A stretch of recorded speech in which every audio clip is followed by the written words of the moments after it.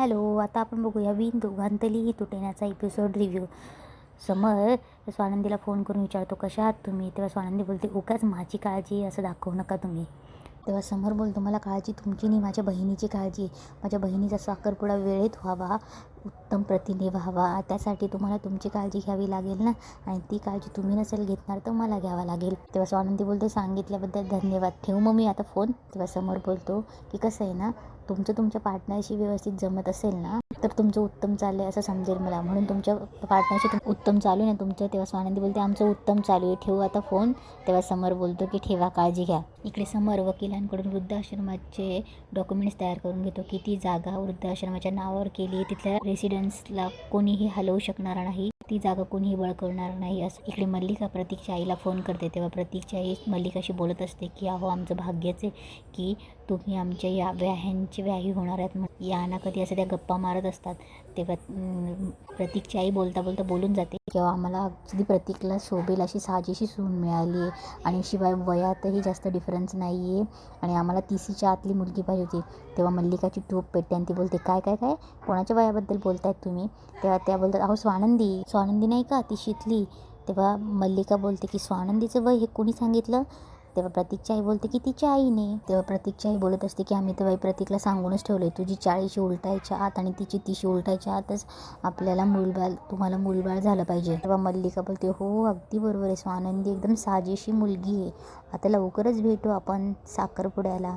आणि ते फोन ठेवतात. इकडे स्वानंदी आपलं घर त्या वृद्धाश्रमांसोबत बोलत असते की सांगते की समर राजवाड्यांनी आत्तापर्यंत जे काही केले त्यांनी दिलगिरी व्यक्त केली आहे, आणि ही जागा ही आपल्यासाठीच ठेवणार आहेत, त्यांनी कोणाच्याही ताब्यात न देण्याचं ठरवलं आहे.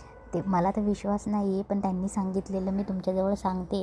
तेव्हा वृद्धाश्रमातील ते काही लोकही बोलत असतात की अहो असं कसं, मागचा अनुभव आहेच ना, आणि आम्हाला तर विश्वासच बसत नाही, कारण की समर राजवाड्यांनी किती त्रास दिला आहे आपल्याला. तेव्हा वृद्धाश्रमातील लोक बोलतात की आहे, पण हे आपल्याला देतील आणि नंतर त्रास देतील, कशावरून त्रास देणार नाही. तेव्हा स्वानंदी बोलते की ते पण खरं आहे, पण त्यांनी लेखी द्यायचं ठरवलं आहे. तेव्हा अंजली बोलते की तुला तरी खरं वाटतं का स्वानंदी? तेव्हा समर बोलतो, हो तुमचं म्हणणं अगदी खरं आहे. तेवढ्यात समरची ती एंट्री होते. तेव्हा समर बोलतो की मला खरंच तुमची माफी मागायची, मी खरंच तुम्हाला ती नोटीस पाठवून खूप मोठी चुकी केली. तेव्हा समर कागदपत्र स्वानंदीच्या हातात देतो, स्वानंदीलाही बरं वाटतं. तेव्हा समर बोलतो, मला तर खरं तुम्हाला सगळ्यांची माफी मागायची आहे, माझ्यामुळे तुम्हाला खूप त्रास झाला, माझ्याकडनं जे काही घडलं त्याबद्दल मी खरंच तुमची माफी मागतोय, आणि जे काही मी नोटीस पाठवली ती तुम्ही विसरून जा, आणि मोठ्या मनाने माझ्या बहिणीच्या लग्नाला त्यांना आशीर्वाद द्यायला या. तेव्हा अंजली स्वानंदीला खुलवते आणि बोलते की 1 मिनिट इकडे. तेव्हा अंजली स्वानंदीला बोलते, बरे वाटतात हे समर राजवाडे? तेव्हा स्वानंदी बोलते, नाही बरे आहेत, फक्त त्यांच्या फॅमिलीसाठी. तेव्हा अंजली बोलते, म्हणजे हा जो काही खटाटोट चालू आहे ना तो त्यांच्या बहिणीसाठी चालू आहे, त्यांची बहिणीसाठी ते इकडचे जग तिकडेही करू शकतात, इतकं प्रेम आहे त्यांचं त्यांच्या बहिणीवर, म्हणून हा चांगुलपणा जो आहे ना तो फॅमिलीसाठी. आणि खरंच त्यांनी एवढं करायचं होतं आधीच करून नसते का मोकळे झाले, आत्तापर्यंत काय केलं असतं, थांबले असते. तेव्हा समर स्वानंदीला खुलवतो, येतात का, जरा बोलायचं आहे तुमच्याशी. इकडे मल्लिका मंदाकिनीला फोन करते. मंदाकिनीला खूप आनंद होतो की मग विहीनबाईचा फोन आला आहे म्हणून. तेव्हा मल्लिका विचारते की कशी चालली तुमची तयारी, माझी काही मदत लागली तर सांगा हां जरूर. तेव्हा मंदाकिनी बोलते की व्यवस्थित चाललं आहे सगळी तयारी आमची, आणि काही गरज लागली तर समर सर आहेत ना. तेव्हा मल्लिका बोलते की अहो समर माझा कुठे लक्ष देणार हो, म्हणून काही गरज असली तर सांगा, मी म्हणते तुमच्याकडे काही पैसे देऊन ठेवते. तेव्हा मंदाकिनी शॉकच होते, पैसे? तेव्हा मल्लिका पुढच्या पुढे बोलते, नाही अजिबात नाही म्हणायचं नाही हं, किती देऊ, 2, 4, 5 लाख? तेव्हा मंदाकिनी बोलते, द्या. तेव्हा मल्लिका बोलते की हां, पण मी एकाच अटवर, हां माझी अशी अट आहे की हे जे आपल्यातच राहू द्या, हां आमच्या समरला काही लक्षात येईल असं त्याला काही बोलू नका, आमचा समर आहे ना आदिराला सांगेल, आणि आदिराला उगाच असं वाटायला नको की पैसे घेऊन हे आपल्यावर सगळं लादलंय. तेव्हा मल्लिका बोलते, पण मला एक काम कराल का प्लीज, स्वानंदीचं पॅन कार्ड आणि बर्थ सर्टिफिकेट सेंड कराल का?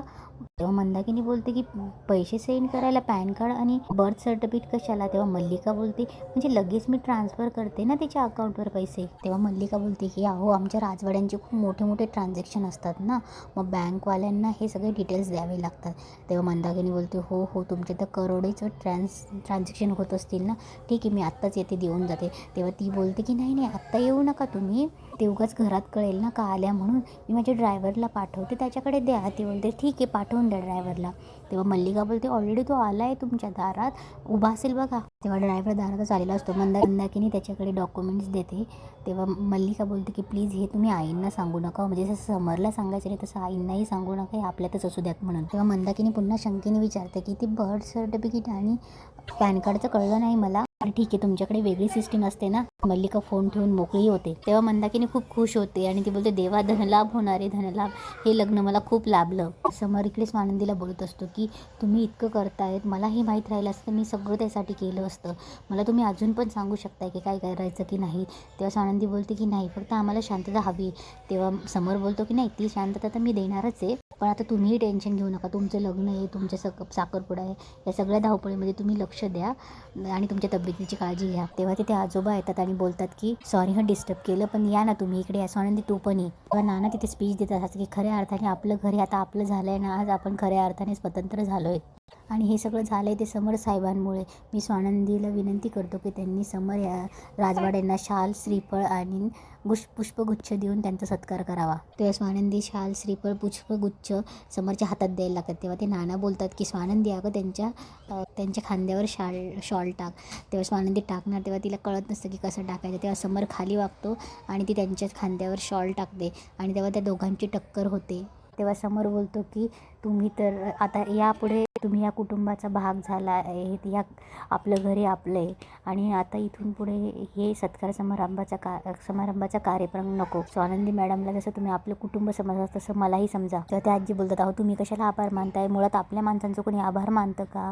तेव्हा समर बोलतो चला तुम्ही मला आपलं तरी मानलं. तेव्हा समर त्यांना सांगत असतो की इथल्या वास्तूचं जे काही नुकसान झाले ना ते भरपाई करून देतो आणि इथल्या रिनोव्हेशनचं कामही मी लवकरात लवकर सुरू करतो. चला येतो मी. समर जायला निघतो तेवढ्या त्याची शॉल ही स्वानंदीच्या घड्याळामध्ये अडकते आणि दोघंही थांबतात.